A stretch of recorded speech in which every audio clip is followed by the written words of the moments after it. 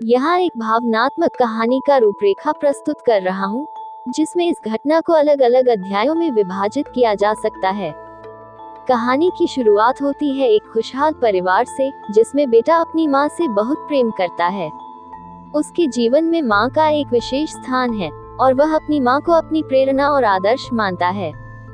इस अध्याय में परिवार के भीतर कुछ अनजानी समस्याओं की झलक मिलती है।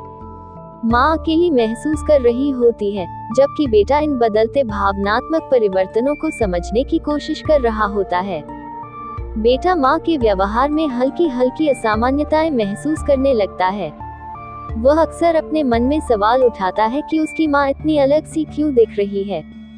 एक दिन बेटा अनजाने में अपनी माँ को पड़ोसी के साथ एक संवेदनशील स्थिति में देख लेता है।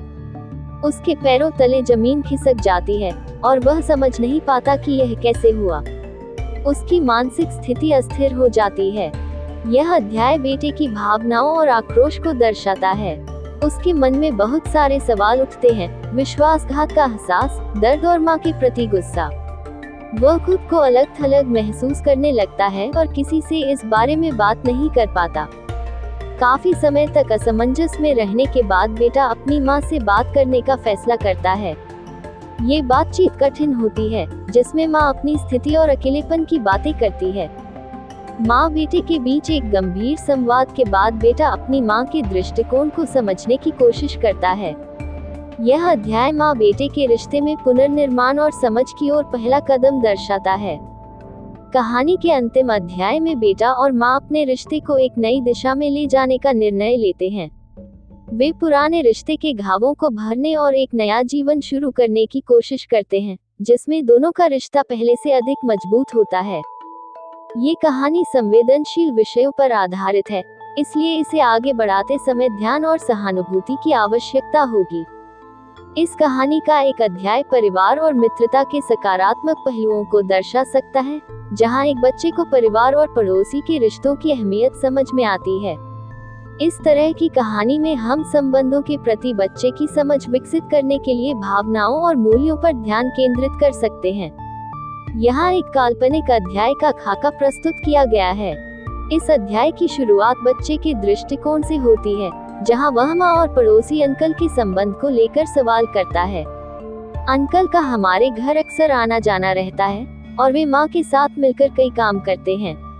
एक दिन बच्चे ने माँ और अंकल को हंसते और मजाक करते देखा, तो वह कुछ भ्रमित हो गया और माँ से इस बारे में सवाल करने लगा। माँ ने बच्चे को समझाया कि अंकल उनके भाई जैसे हैं और उनके साथ परिवार जैसा रिश्ता है। माँ ने बताया कि वे बचपन से एक दूसरे को जानते हैं और एक दूसरे की मदद करना उनका कर्तव्य है। माँ ने कहा कि यह रिश्ता भले ही खून का नहीं है, लेकिन दिल से जुड़ा है।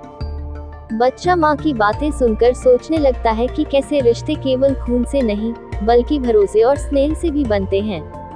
माँ ने बच्चे को बताया कि असली रिश्ते वे हैं जिनमें एक दूसरे की मदद की जाती है और सच्चे रिश्ते वही हैं जो कठिन समय में साथ खड़े रहते हैं।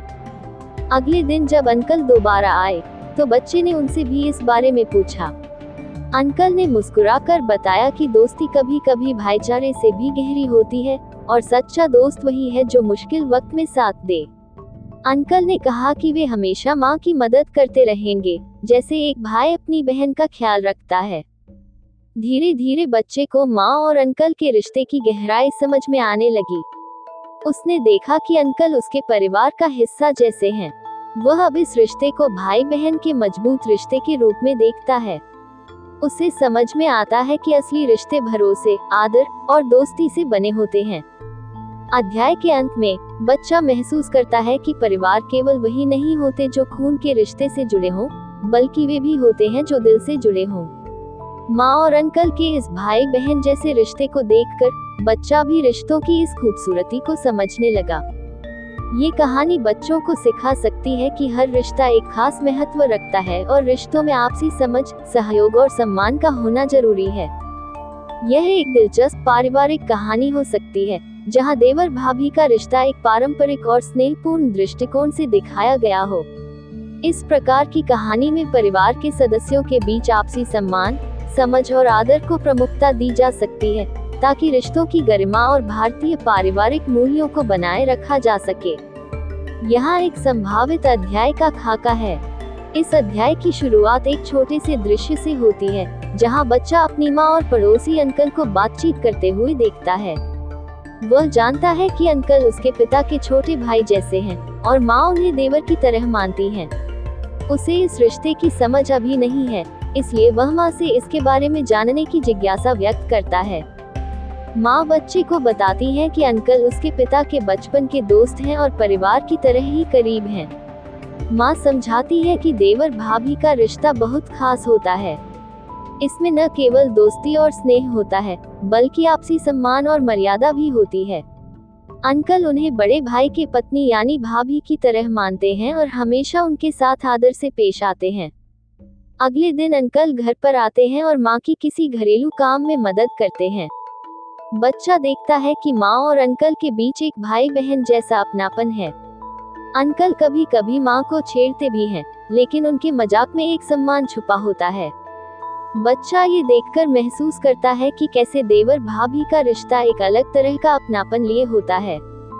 एक दिन परिवार में किसी कार्यक्रम की तैयारी हो रही होती है और अंकल उसमें बढ़ चढ़कर हिस्सा लेते हैं। बच्चा देखता है कि अंकल हर छोटे बड़े काम में माँ की मदद कर रहे हैं, जैसे कि वे उनके सगे देवर हों। वह ये भी देखता है कि इस रिश्ते में निस्वार्थ सेवा और परस्पर आदर की भावना है। माँ और अंकल का रिश्ता देखकर बच्चे को सच्चे रिश्तों की महत्ता समझ में आती है। वह ये भी समझता है कि देवर भाभी का रिश्ता एक ऐसा संबंध है जो सिर्फ नाम का नहीं होता, बल्कि आपसी समझ और सहयोग का प्रतीक होता है।